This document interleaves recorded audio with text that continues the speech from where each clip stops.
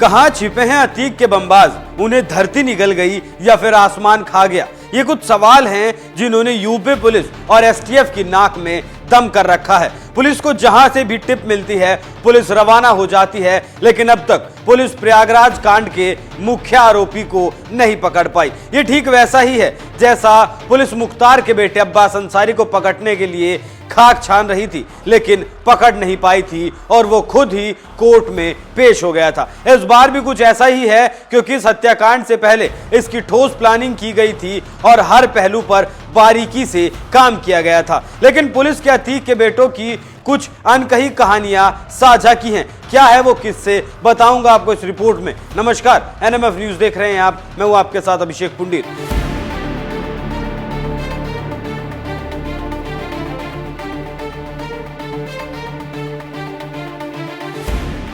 उमेश पाल हत्याकांड में फरार शूटरों को ढूंढने के लिए यूपी पुलिस और एसटीएफ ने दिन रात एक कर ली, लेकिन अब तक सरगना असद और उसके बमबाज साथी गुड्डू मुस्लिम को ढूंढ नहीं पाई। फरार चारों आरोपियों पर इनाम की राशि को बढ़ाकर 5 लाख कर दिया गया है। मतलब जो राशि पहले 2.5 लाख रुपए थी उसे अब बढ़ाकर 5 लाख रुपए कर दी गई है। अरशद, अरमान, गुड्डू मुस्लिम और साबिर चारों अपराधी इतने शातिर हैं कि वारदात के बाद से इन्होंने मोबाइल फोन का इस्तेमाल नहीं किया, जिस वजह से इन्हें ट्रैक करने में पुलिस के पसीने छूट रहे हैं। उमेश पाल हत्याकांड में अतीक की पत्नी को भी आरोपी बनाया गया है। अतीक की पत्नी शाइस्ता परवीन पर भी पुलिस ने 25,000 रुपए का इनाम घोषित किया है। लेकिन आज मामले में एक बड़ा अपडेट आया है। खबर ऐसी है कि गुड्डू मुस्लिम नाम बदलकर पश्चिमी यूपी में छिपा हो सकता है। उसके पास संदीप चौधरी नाम की फेक आईडी हो सकती है और बाकी के 2 शूटर सहारनपुर, कैराना या फिर मुजफ्फरनगर में पहुंच सकते हैं, क्योंकि उन तीनों जिलों में एक तो मुस्लिम आबादी अच्छी खासी है और दूसरा ये वही कैराना है जहां से नाहिद हसन विधायक हैं और वो खुद आपराधिक प्रवृत्ति का है। सहारनपुर, मुजफ्फरनगर का भी यही हाल है। ये सूचना देवबंद एटीएस के पास पहुंची थी। एटीएस को पता चला कि गुड्डू मुस्लिम और शूटर साबिर सहारनपुर में छिपे हो सकते हैं। उधर खबर ऐसी भी है अतीक का बेटा गुजरात भाग चुका है। कुछ शूटर नेपाल में भी छुपे हो सकते हैं। इस कांड के बाद से गुजरात की जेल में बंद अतीक अहमद और बरेली की जेल में बंद उसके भाई अशरफ पर सख्ती बढ़ा दी गई। साथ ही बरेली जिला जेल के जेलर और कई कर्मचारियों को सस्पेंड कर दिया गया। गुजरात से इनपुट मिलने के बाद से एसटीएफ की कई टीमें गुजरात रवाना हो गई। होटलों में ताबड़तोड़ छापेमारी की गई। पुलिस की टीम साबरमती जेल भी पहुंची। खबर ऐसी भी है कि कोर्ट की परमिशन पर अतीक अहमद का बयान दर्ज किया जाएगा और उसे प्रयागराज लाने की तैयारी अंतिम पड़ाव में है। खबर यह भी है कि माफिया का गुर्गा आसिफ उर्फ मल्ली गुजरात के होटल में रुका था। बाद में उसने एक अपार्टमेंट किराए पर लिया और कुछ गुर्गे उस फ्लैट पर अक्सर आते जाते रहते थे। कुछ मोबाइल डिटेल्स भी पुलिस के हाथ लगी हैं, जिससे पता चला है कि उमेश पाल हत्याकांड से पहले कुछ लोग होटल और फ्लैट में आकर रुके थे।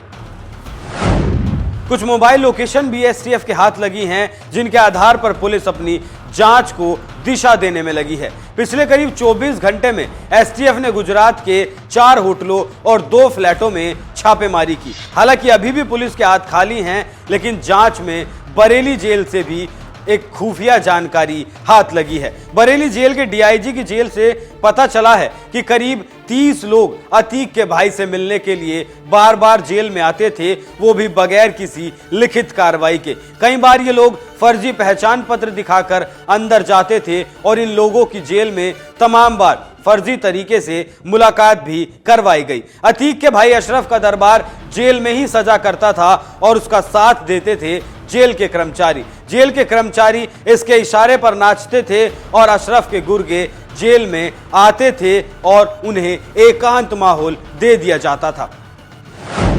ये ठीक वैसा ही था जैसे अब्बास की पत्नी चित्रकूट जेल में अब्बास से मिलने पहुंचती थी और हर रोज जेल में कई घंटों का मिलन कांड हुआ करता था। वो भी जेल कर्मचारियों को महंगे तोहफे दिया करती थी। अब्बास की पत्नी निखत का भी अब्बास को जेल से फरार करवाने का प्लान था, लेकिन वो कामयाब नहीं हो पाई और अब रातें जेल में कट रही हैं। ठीक वैसे ही अशरफ से मुलाकात करने के लिए अतीक का बेटा असद भी लगातार जाया करता था। उमेश पाल को मारने से पहले 24 फरवरी को असद अपने गुर्गों के साथ जेल पहुंचा था। ऐसे में इस बात से भी इनकार नहीं किया जा सकता कि हो ना हो उमेश को मारने का सारा षड्यंत्र बरेली जेल में ही रचा गया था, क्योंकि खुलासा यह भी हुआ है कि उमेश को मारने से पहले 3 बार रिहर्सल भी किया गया था और उसके बाद घटना को अंजाम दिया गया। असद के बारे में पुलिस को और भी कई चीजें मिली हैं, जैसे बाप और चाचा के जेल जाने के बाद यह असद ही था जो जुर्म की दुनिया को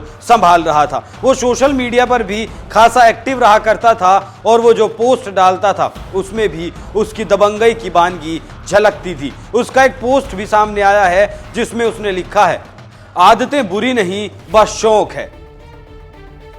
अतीक के बेटे असद का एक व्हाट्सएप ग्रुप भी था जिसका नाम था शेर अतीक।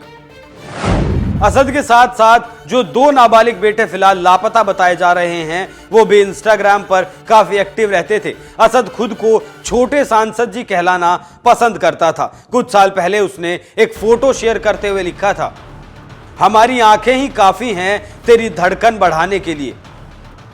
अतीक का छोटा बेटा एज़म की दबंगई समझने के लिए उसका एक पोस्ट ही काफी है। उसने अक्टूबर 2021 में अतीक की संपत्तियों के खिलाफ हो रहे एक्शन पर लिखा था, अगर अब्बा की पुश्तैनी जमीन पर सरकार फ्लैट बनवाती भी है तो उसे लेगा कौन, अगर लेगा तो उसका किराया हम लेंगे। यह पोस्ट योगी सरकार की कार्रवाई के बाद किया गया था। दरअसल अतीक की काली कमाई से बनाई गई एक जमीन को सरकार ने खाली करवाया था और उस पर गरीबों के लिए सस्ते दामों में मकान बनवाने का काम किया जा रहा है। एज़म जिसने ये पोस्ट किया था वो नाबालिग है, लेकिन दबंगई देखिए कि वो सीधा सरकार को चेतावनी दे रहा है और वो भी उस सरकार को जो इनकी कमर तोड़ने का काम कर रही है। और अब इन्हें मिट्टी में भी यही सरकार मिलाएगी। ये लोग समझ नहीं पा रहे कि अब प्रदेश में मुलायम या अखिलेश की सरकार नहीं है, अब प्रदेश में माफियाओं की हेकड़ी निकालने वाली सरकार मौजूद है। लेकिन असद और उसके गुर्गों का ना मिलना सरकार के लिए चिंता का विषय है, क्योंकि इनकी तलाश में टीमें देश में ही नहीं बल्कि नेपाल तक सर्च ऑपरेशन कर चुकी हैं, लेकिन इनका पता नहीं चल पाया। ज्यादा दिनों तक ये छुपे तो नहीं रह सकते, लेकिन पुलिस चाहती है कि वो इन्हें जल्दी पकड़े, क्योंकि असद और उसके शूटरों ने अगर किसी और राज्य में सरेंडर कर दिया तो इसमें पुलिस की किरकिरी होगी। क्योंकि 2008 में भी ऐसा ही हुआ था, जब राजूपाल की हत्या के बाद अतीक को दिल्ली पुलिस ने यूपी पुलिस के हवाले किया था। तो ऐसे में पुलिस नहीं चाहती कि ये चारों किसी और राज्य में सरेंडर करें। इस मामले का एक और एंगल भी है, वो भी सुनिए। गली के गुंडे से माफिया और फिर माफिया से माननीय बने अतीक पर अब सियासत भी गरमाने लगी है। सीएम योगी ने सदन में कहा था कि यह माफिया सपा द्वारा पोषित माफिया है और इसकी कमर तोड़ने का काम हमने किया है और अब इसे मिट्टी में मिलाने का काम भी हम ही करेंगे। जो ये अपराधी हैं, जो ये माफिया हैं,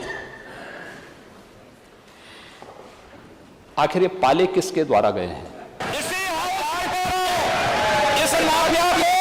मिट्टी में मिला देंगे। सरकार किसकी है? सरकार किसकी है? हुकूमत में हो। ये माफिया हैं, इनको मिट्टी में मिलाने का काम करेंगे। लेकिन सपा इस बयान से बौखलाई हुई है और सपा महासचिव रामगोपाल यादव का कहना है कि पुलिस पर दबाव है और वो अतीक के पकड़े हुए 2 नाबालिग बेटों में से एक का एनकाउंटर करने वाली है। जीवन के अधिकार का मौलिक अधिकार देता है।